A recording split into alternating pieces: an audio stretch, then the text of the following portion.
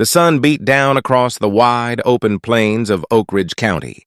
It was the kind of place where time felt slower, where the sound of cicadas carried over golden fields, and where fences and gates weren't just wooden posts, they were lines of honor. They marked where one man's sweat and years of work ended, and another's began. For Jack Miller, that line was everything. His ranch wasn't just land, it was heritage. It was blood, grit, and sacrifice.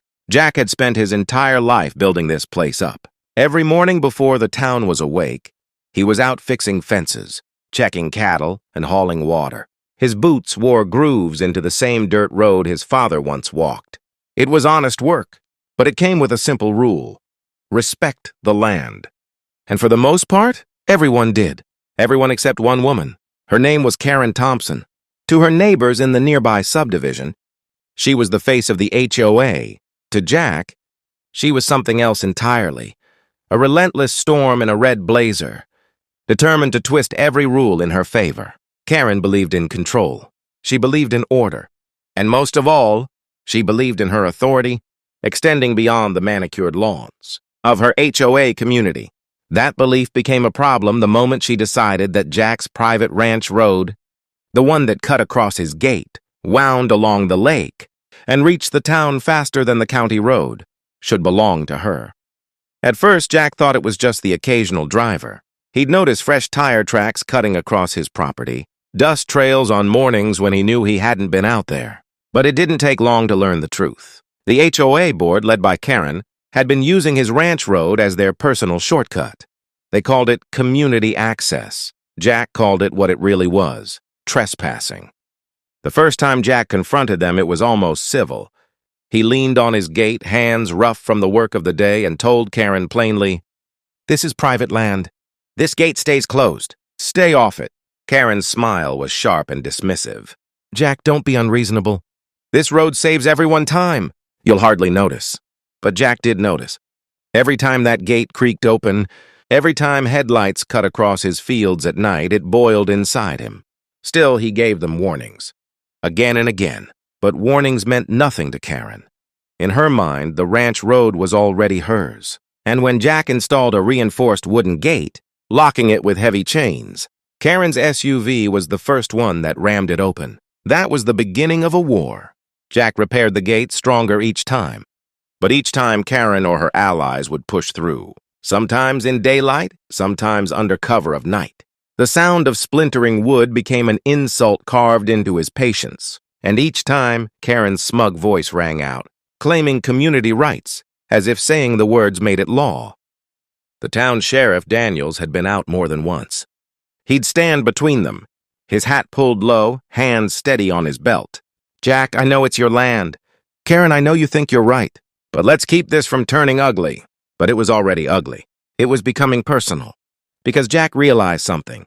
Karen wasn't just trespassing. She was testing him, seeing how far she could go. And then came the night Jack had had enough. The moon was high, casting silver over the ranch when Jack stood at the gate. He ran his hand along the broken planks. The chains snapped once again. He thought of his father, of the values drilled into him since he was a boy: respect, hard work, boundaries. Karen had trampled all of that.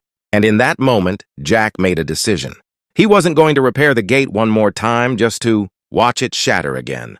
No, this time, he was going to set a trap. For days, he worked in silence. Not a word to his brother Tom. Not even to Sheriff Daniels when he stopped by for coffee. He dug into the earth just beyond the gate, crafting a trench that no SUV could glide over. He lined it with stakes. Not sharp enough to kill, but strong enough to stop anything foolish enough to drive through. He camouflaged it with dirt, angled boards, and loose gravel. To anyone approaching, it looked like just another stretch of ranch road. But Jack knew better. This wasn't just a barrier. This was a statement. And as he stood back, wiping sweat from his brow, he muttered, "Let's see how bad you want it now, Karen." It didn't take long. The next morning, as the cicadas buzzed and the sun climbed high, Jack heard it, the faint hum of tires on gravel. He leaned against his porch railing, arms crossed, watching the plume of dust rise in the distance. His heart pounded. He knew that sound. A white SUV crested the hill, sunlight flashing off the windshield. Karen Thompson, behind the wheel, with the boldness of someone who believed rules didn't apply to her. She didn't even slow down as she neared the gate. Jack didn't move. He just watched. The SUV tore forward, the chains rattling against the wooden posts as the gate burst open. And then, in an instant, the ground beneath gave way. The front tires dropped first, the frame groaning as metal slammed into wood. Stakes splintered, glass cracked, and the SUV jolted to a violent halt. Dust and debris shot into the air. Karen's car was caught, trapped. From his porch, Jack stood tall, silent, the echo of the impact hanging in the air. The war wasn't over, but the tables had turned. And as Karen's furious figure emerged from the driver's seat, red blazer catching the sunlight, pointing an accusing finger in his direction, Jack knew one thing. The trap had been sprung. The dust still hung in the air like smoke from a battlefield. Karen Thompson's white SUV sat crooked, trapped deep in the wooden jaws Jack Miller had built into the dirt road. Splintered stakes jutted up through the frame. The windshield cracked like a spiderweb. The engine hissed, rattling weakly as Karen shoved the door open and stormed out, her heels crunching on gravel. Her red blazer flashed in the morning light, her finger stabbing through the air at Jack like an arrow. "You'll pay for this!" she shouted across the open stretch, her voice carrying like thunder. Jack didn't move from his porch. He didn't even raise his voice. He just stood there, arms folded, the picture of calm defiance. Deep down, though, his heart hammered. The trap had worked better than he imagined, but he knew this wasn't the end. Karen wasn't the type to lick her wounds quietly. She was the type who doubled down. Within the hour, word had spread. By the time Sheriff Daniels rolled up in his cruiser, the dirt road was lined with onlookers, HOA board members, curious neighbors, and a few ranch hands who had heard the commotion. Dust and whispers floated through the air as everyone gathered around the spectacle of Karen's car stuck in the trap. Sheriff Daniels stepped out, his boots crunching steady on the dirt. He pushed his hat back and let out a long sigh as he took in the scene. "Jack, what in God's name did you build here?" Jack met his gaze calmly. "Something to keep people off my land, Sheriff," I told her. Again and again, Karen shoved her way forward, her voice sharp enough to cut steel. "This is criminal! He set a death trap! Look at my car! He could have killed me!" The crowd murmured, some nodding, others shaking their heads. Daniels raised a hand, steady and firm. "Karen, you're not hurt. Your car's a wreck, but you're standing just fine. Now tell me straight, were you driving on Jack's property?" Karen bristled, her face tightening. "It's a community road. We've been using it for months. We have rights." Daniels turned to Jack. "You got proof this land's yours?" Jack didn't hesitate. He disappeared inside his ranch house and returned with a folder. Papers yellowed from time but neatly kept. He spread them across the hood of the sheriff's cruiser. "Deed's been in my family 50 years. Boundaries marked, surveyed, recorded. This land, this gate, this road, all mine."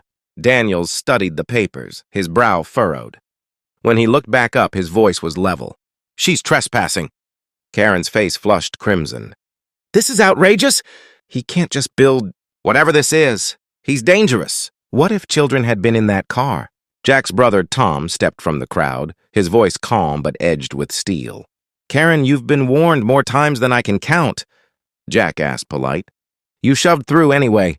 That trap wasn't built for kids. It was built for you." The words rippled through the crowd, whispers rising like sparks from a fire. For the first time, Karen seemed to falter. Her eyes darted from face to face, searching for support. Some of her board members avoided her gaze. Others crossed their arms, silent. But Karen wasn't finished. She straightened her blazer, raised her chin, and spat her threat into the dirt. "You haven't heard the last of this. I'll have lawyers. I'll have the county. I'll shut him down." Daniels narrowed his eyes. "You go ahead and get your lawyers. But until then, this land stays Jack's and you stay off it. That's the law." The sheriff's word was final enough to scatter most of the crowd. But not Karen. She stood by her wrecked SUV, arms crossed, simmering in silence. Jack knew what that silence meant. It wasn't retreat. It was regrouping. And he was right. Over the next week, letters arrived at Jack's ranch. Legal threats, cease and desist notices, demands for community access, rights. Karen had unleashed the full weight of the HOA. They painted Jack as a reckless vigilante, a danger to public safety. Rumors flew through the town like wildfire. Some said Jack's trap was lethal. Others whispered that Karen had been warned and deserved everything she got. Through it all, Jack remained steady. He repaired the gate once more, this time with steel reinforcements. The trap he left in place, covered, disguised, but waiting. Then came the town hall meeting. The courthouse was packed, every seat filled, the air thick with tension. Karen stood at the front, flanked by her board. She spoke with polished words, calling Jack a menace, accusing him of endangering the community. Her voice was honeyed but sharp, every sentence crafted to sway opinion. But when Jack stepped forward, he didn't bring speeches. He brought evidence, photos of the broken gates, records of trespassing, Sheriff Daniels himself backing him with the law. And then he brought something no one expected, footage from a trail camera. The grainy video played on the courthouse wall. Karen's SUV, headlights blazing, ramming through Jack's gate at midnight, again and again. Each time her disregard plain as day. The room shifted. Whispers turned into gasps, and Karen's polished mask cracked. By the end of the night, the decision was clear. The court upheld Jack's property rights. The HOA had no claim to his road, no authority beyond their subdivision. Karen's case crumbled like dry earth in the wind. But it wasn't just a legal victory. It was something deeper. For the first time in months, Jack walked his land without the weight of intrusion. The gate stood tall. The trap remained, but unused, its purpose served. Neighbors nodded to him with newfound respect. Even those who once sided with Karen kept their distance, wary of crossing a man who had defended his boundaries with such grit.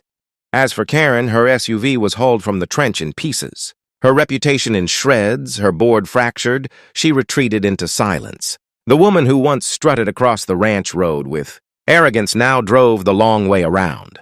Her presence diminished. And on quiet evenings, as the sun dipped low and the lake shimmered gold, Jack would lean on his porch railing, watching the horizon. He didn't gloat. He didn't boast. He simply stood, a man who had drawn a line and kept it. Because on that ranch, respect wasn't given. It was earned. And when it was challenged, it was defended. And for Karen Thompson, that was the trap she never saw coming.